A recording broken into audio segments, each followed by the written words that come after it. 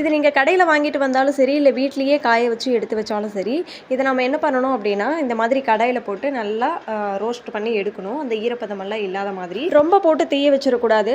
லைட்டாக சலசலன்னு வந்து சவுண்டு கேட்கும். அந்த ஸ்டேஜில் நம்ம ஸ்டவ் ஆஃப் பண்ணிவிட்டு வேற ஒரு பிளேட்டுக்கு ட்ரான்ஸ்ஃபர் பண்ணிக்கலாம். இப்போ இதை நல்லா நம்ம கையாலேயே நல்லா பிசைஞ்சு விடும்போது நல்லா பொடி மாதிரி நமக்கு வரும். இதை நம்ம என்ன பண்ணலாம் அப்படின்னு பார்த்தீங்கன்னா, நிறைய குழம்பு வகைகளுக்கு வந்து போட்டுக்கலாம். நம்ம கடையிலலாம் நான் வந்து சாப்பிடுவோம் பார்த்தீங்களா, பன்னீர் பட்டர் மசாலா சாப்பிடுவோம். அதில் வந்து இந்த கசூரி மேத்தி வந்து ஆட் பண்ணுவாங்க.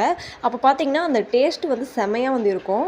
அதே மாதிரியே நம்ம சப்பாத்தியெல்லாம் கோதுமை மாவில் சப்பாத்தி சுட்டோம்னா கூட அதுக்கு வந்து நம்ம இதை யூஸ் பண்ணிக்கலாம். இல்லை சுண்டல் குழம்பு, நிறைய பேர் சிக்கன் மட்டன் கூட இது வந்து கொஞ்சமாக வந்து போடுவாங்க. ரொம்ப அதிகமாக போட்டிங்கன்னா கசப்பு எடுக்கும். அதனால் கொஞ்சமாக ஒரு 1/4 ஸ்பூன் அளவுக்கு மட்டும் நீங்கள் குழம்புல ஆட் பண்ணிங்கன்னா டேஸ்ட்டும் செமையாக இருக்கும். அதனோட ஃப்ளேவரும் அவ்வளோ சூப்பராக இருக்கும். இப்போ நான் என் கையாலேயே நல்லா தேய்ச்சி விடும்போது இந்த அளவுக்கு நல்ல பவுடர் மாதிரி கிடச்சிது. இது நீங்கள் ஒரு கண்ணாடி பாட்டிலில் இது ஸ்டோர் பண்ணி வச்சுக்கோங்க. ஃப்ரிட்ஜ்லேயும் வச்சுக்கலாம், வெளியிலையும் வச்சுக்கலாம். இந்த கசூரி மேத்தி நம்ம உடம்புக்கும் அவ்வளோ நல்லது. கண்டிப்பாக நீங்கள் இதை ட்ரை பண்ணி பாருங்கள். ரொம்ப யூஸ்ஃபுல்லாக இருக்கும்.